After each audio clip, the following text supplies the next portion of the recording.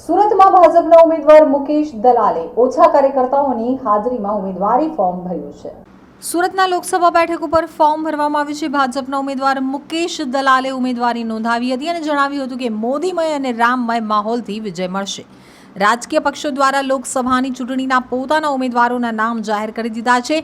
ત્યારબાદ આજથી સત્તાવાર રીતે જે તે પક્ષના ઉમેદવારો દ્વારા ઉમેદવારી પત્ર રાજ્યભરમાં ભરવામાં આવી રહ્યા છે। તો સુરત લોકસભા બેઠક ઉપરથી ભારતીય જનતા પાર્ટીના ઉમેદવાર મુકેશ દલાલે ઉમેદવારી પત્ર ભર્યું હતું। તેઓ તેમના સમર્થકો સાથે ચૂંટણી અધિકારી સમક્ષ હાજર રહી પોતાનું ઉમેદવારી પત્ર ભર્યું હતું। આચાર સંહિતા લાગુ થવાને કારણે ભારતીય જનતા પાર્ટીના ઉમેદવારો દ્વારા રેલી આકારે નીકળવાને બદલે માત્ર સ્થાનિક ધારાસભ્યો અને સંગઠનના હોદ્દેદારોની હાજરીમાં ઉમેદવારી પત્ર ભરવાનું નક્કી કરાયું હતું।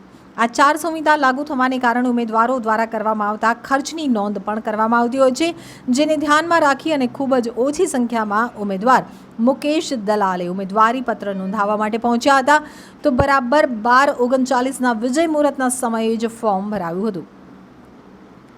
સુરત લોકસભાના ઉમેદવાર મુકેશ દલાલે ઉમેદવારી ફોર્મ ભર્યા બાદ પત્રકારો સાથે વાતચીત કરી હતી, જેમાં તેમણે પોતાના વિજયનો આત્મવિશ્વાસ વ્યક્ત કર્યો હતો। આચાર સંહિતા લાગુ હોવાને કારણે ખૂબ ઓછા પાર્ટીના નેતાઓ અને કાર્યકર્તાઓ સાથે પહોંચી અને ઉમેદવારી પત્ર ભરવાનું નક્કી કર્યું હતું।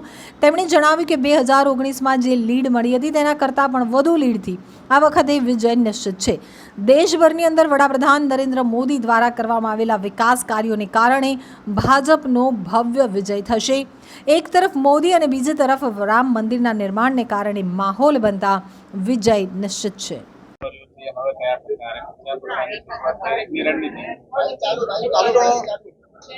ઉમેદવારી પત્ર ત્યારે નક્કી થયું કે માર્ચે એટલે બીજે જ દિવસથી 14મી માર્ચથી મારો પ્રચાર પ્રસાર શરૂ થઈ ગયો હતો અને હવે જ્યારે ફોર્મ ઓફિશિયલી સત્તાવાર રીતે ભરાઈ ગયું ત્યારે સ્વાભાવિક જ કે ચૂંટણી અમારી પ્રક્રિયા જે છે અમારા કાર્યક્રમો છે તે પૂર ઝડપથી આગળ વધશે। આજે ઉમેદવારી ફોર્મ ભર્યું કઈ રીતે તમારી સાથે નેતાઓ જોડાયા હતા, કઈ રીતે ઉત્સાહનો માહોલ હતો?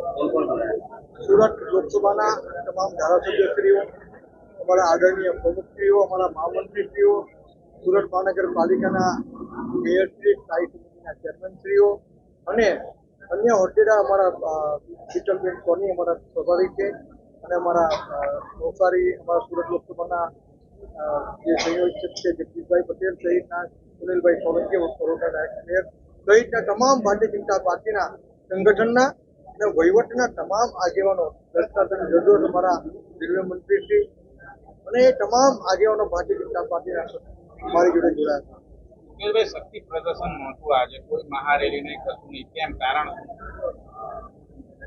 ચૂંટણી આચાર સંહિતાનું કડક પાલન અમે કર્યું છે। અમારે જે શક્તિ પ્રદર્શન કરવાનું હતું તે વિજય સંકલ્પ રેલી મારા ભારતીય જનતા પાર્ટીના કાર્યકર્તાના પ્રચંડ ઉત્સાહ અને સમર્થનથી ગઈકાલે અમે સુરત લોકસભામાં એ રેલી કાઢી હતી અને એ વિજય સંકલ્પ રેલી ખૂબ સફળ રહી હતી। આજે ચૂંટણી આચાર સંહિતાનું જે અમે નિયમો છે એ નિયમનું અમે ચુસ્ત પાલન કર્યું। મુકેશભાઈ, આપની સામે માત્ર કોંગ્રેસ નહીં પરંતુ આમ આદમી પાર્ટીના કાર્યકરો પણ પ્રચાર કરી રહ્યા છે કોંગ્રેસના ઉમેદવાર માટે, શું કહેશો તમે? એનાથી કોઈ ફરક નથી પડતો। સુરત શહેરના મતદારો ભારતીય જનતા પાર્ટીને વર્ષોથી મત આપતા આવ્યા છે। સુરત એ મૂલ્યતઃ ભારતીય જનતા પાર્ટીનો ગઢ રહ્યું છે। કોંગ્રેસ શૂન્ય છે, એ કોર્પોરેશન હોય, ધારાસભા હોય કે લોકસભા હોય, તમામ જગ્યા પર કોંગ્રેસ શૂન્ય છે અને જે કોઈ પણ જોડાય એટલે ચૂંટણીમાં પરિણામમાં કોઈ ફરક પડવાનો નથી। કેટલી લીડ હશે આપણે? સ્વાભાવિક જ સમગ્ર વાતાવરણ રાષ્ટ્રની જેમ સુરત શહેરમાં પણ મોદીભાઈ અને રામભાઈ છે એટલે 2019ની લોકસભામાં જે લીડ હતી એનાથી ખૂબ ઘણી વધારે લીડ મને ભારતીય જનતા પાર્ટીના કાર્યકર્તાઓ અને સુરત લોકસભાના મતદારો અપાવશે એવો મને પૂરો વિશ્વાસ છે। જો આપ ચૂંટણી જીતો છો તો સુરત શહેરના સુરત લોકસભા બેઠકના કયા એવા મુદ્દાઓ હશે જેના પર તમારું વધારે ફોકસ છે? સુરત લોકસભામાં અમારા સાંસદશ્રીઓએ ખૂબ કામો કર્યા છે। કેટલાક પ્રોજેક્ટો અત્યારે હાલ અમલીકરણના તબક્કામાં છે, તો જ્યાંથી એ છેડો છે તે છેડો પકડીને જે પ્રોજેક્ટ કમ્પ્લીટની જે પ્રક્રિયા બાકી છે તે પ્રક્રિયા હું આગળ વધારી અને સુરત શહેર વિશ્વનું એક ઉત્તમ સિટી સ્માર્ટ સિટી કેમ બને એના માટે મારા પ્રયત્નો રહેશે.